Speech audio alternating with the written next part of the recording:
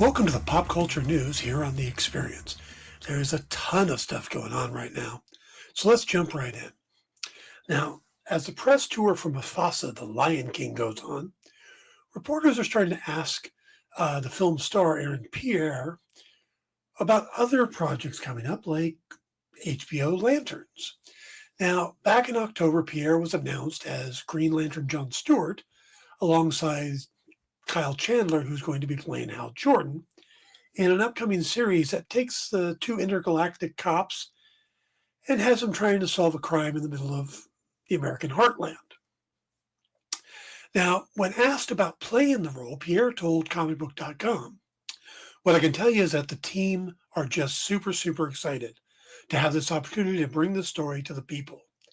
And so far as I'm concerned, I'm going to do my very best to serve and honor and elevate in any way I can John Stewart and the Green Lantern Corps. Hopefully, I serve that and it resonates with me." Sounds like he's got the right headspace for it, especially for a military man like John Stewart. Filming of the series is expected to begin in early 2025. Rumors are buzzing around like little golden snitches as Warner Brothers is looking for its new cast for the new Harry Potter television series.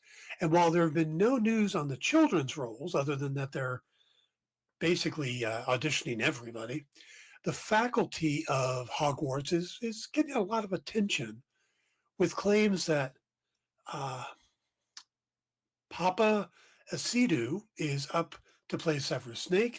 Sharon Horgan is in talks to be the new Minerva McGonagall, and both Mark Rylance and Mark Strong have been in talks about playing Albus Dumbledore. While no official casting has been announced, the latest rumor has to do with Rufus Hagrid, the character previously brought to light by the late Robbie Coltrane. Now, word is that Ted Lasso star Brett Goldstein is up to play the gamekeeper, which will be the second powerful role for former Roy Kent, as he popped up in the MCU as Hercules in Thor: Love and Thunder.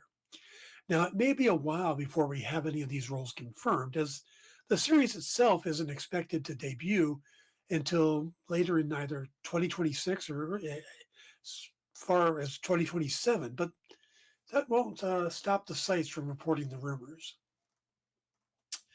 Context is everything, and sarcasm is hard to put into a sentence. See, on Thursday's episode of the Happy Sad Confused podcast with Josh Horowitz, James Gunn talked about all things DC Studios, from the Creature Commandos to Superman and all parts in between, including whether or not he had considered putting Robert Pattinson's Batman into the DCU proper, which of course he said, well, yeah, I considered it. I have to consider everything. Still not going to happen, but he considered it. Well, talking about the upcoming series, HBO series Lanterns, he jokingly asked if the host asked Gunn if he thought that meant Ryan Reynolds is not coming back to reprise his role. And Gunn responded, also jokingly, he said, "Ryan doesn't give an S. One of the first people I talked to after I got the job was Ryan Reynolds. I was like, you coming back?" He's like, "Get the F out of here." Now, listen, if you listen to the podcast itself, it's pretty obvious that's probably not the actual conversation he had with Ryan Reynolds, even if he had one at all. But you could tell that he was kind of matching tone on the thing. So there's a lot of sites out there right now going, James Gunn says that Ryan Reynolds is not interested. It's like, I think that was obvious. I think it wasn't a question that had to be asked. Just saying. All right, moving on to one of my favorite series. We have our first look and release date for Reacher Season 3. Now, the Alan Richardson-led action series will return to Amazon Prime on February 20th, 2025. And this is going to be based on the Lee Child novel Persuader, which is a little bit later in the series. They haven't been following them sequentially or as they were released. The series will put Reacher in the center of a vast criminal enterprise in hopes of rescuing a undercover DEA agent and catching a killer from his past. Now, the cast of the new series season includes Anthony Michael Hall, Sonia Cassidy, Brian T., John Birchtold, Robert Montesinos, Daniel David Stewart, and the extremely large Olivier Richards. Now, he's going to play Paulie. And Paulie is kind of a unique character in the Reacher universe because Reacher is always the big guy. And Paulie literally makes Reacher look small. And this actor does that. Now, the series also continues to diverge from the novels in one very crucial way. The basis for the series is that Reacher moves on from town to town to town, always, saying goodbye and moving on to the next group of people. And if this was being true to that, the idea of a reoccurring character besides Reacher is foreign because there really aren't that many. There's people in his old unit that pop up occasionally, like Frances Neely, played by Maria Sten. But overall, there just aren't characters that show up multiple times. And Neely only shows up, I think, a couple times total. But they've made her kind of a regular character in the series. She was in season 1, even though she is not in the book that they adapted there. She's in season 2, which she is in that book. But now she'll be back for season 3, and her character is not in that book either. But her character is also being talked about as a spin-off series starring her as, in her detective work and stuff. So they're probably going to keep her around long to continue to build up her profile. So when they do the spin-off series, which has already been greenlit, people will know who she is. All right.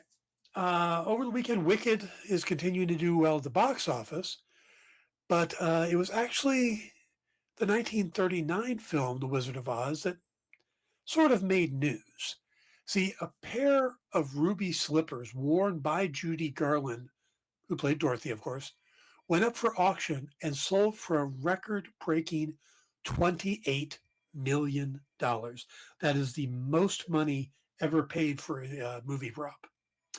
Now, the slippers were one of 4 known to have survived since the filming, and these had actually been stolen once from the Judy Garland Museum back in 2005 and then recovered by the FBI 13 years later. Now, the slippers were designed by MGM's chief costume designer at the time, Gilbert Adrian, and made by Western Costume Company. Along with the slippers, one of the Wicked Witch's hats from the same collection also went up for auction, and this got about $2.93 million. Just to kind of put it in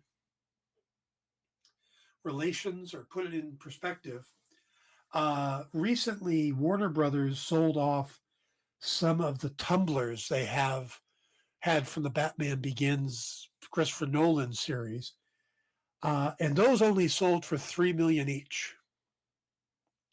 Mind you, one of the people that bought them is the starting quarterback for the Cincinnati Bengals, Joe Burrow. Just thought that was kind of interesting.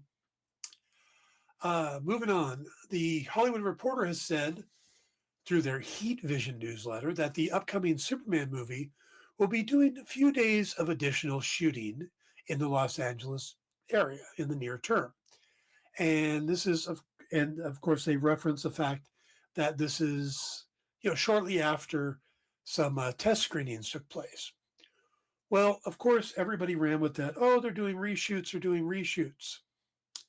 And while it's completely normal now for films to do reshoots, these aren't really reshoots that they're doing.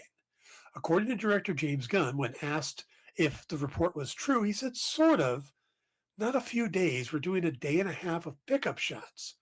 No scenes, no reshoots, just a handful of individual shots to enhance a film. Now, if you're not familiar with the term pickup shots, they're minor shots that are filmed after the main filming of the movie has ended.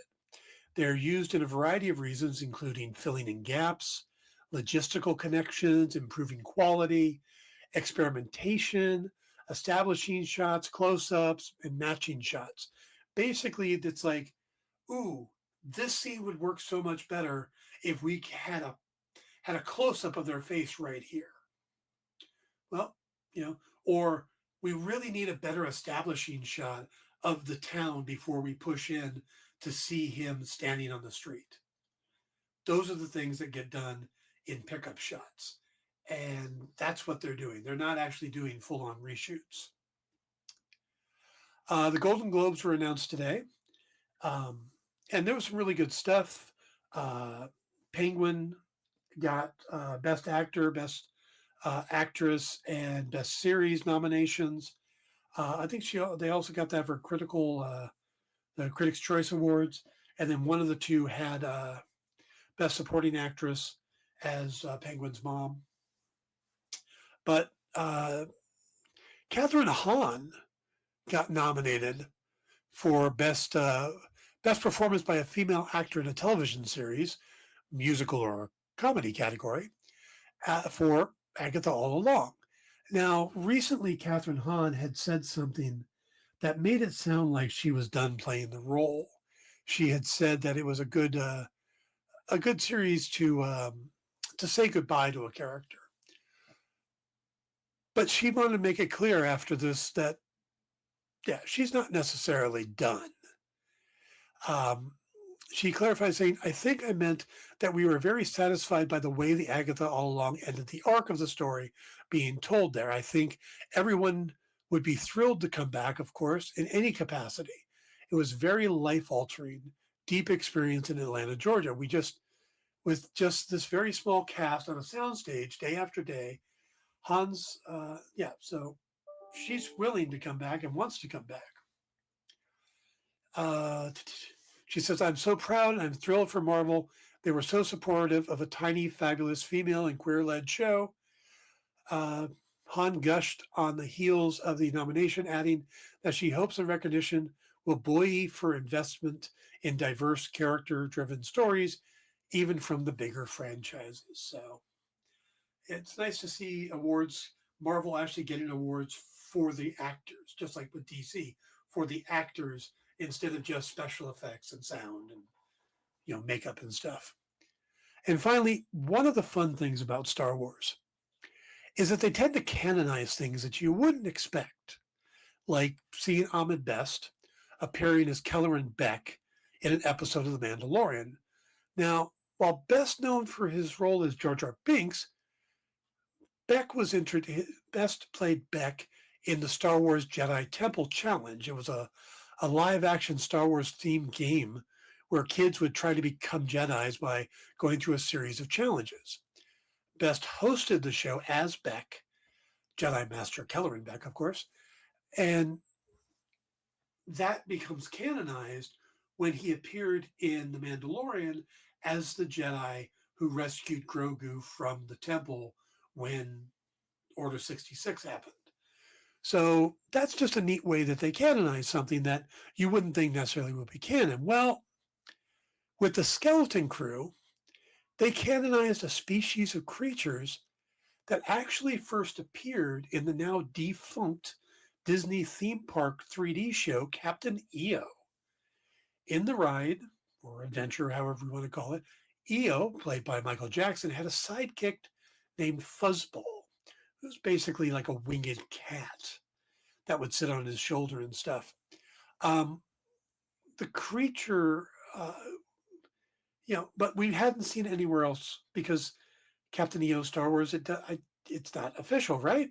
Well, in the second episode, KB, the character played by Kyrian Crater, has the little goggles on, the straight blonde hair, stopped and looked at a similar creature who ended up being set free at the end of the episode.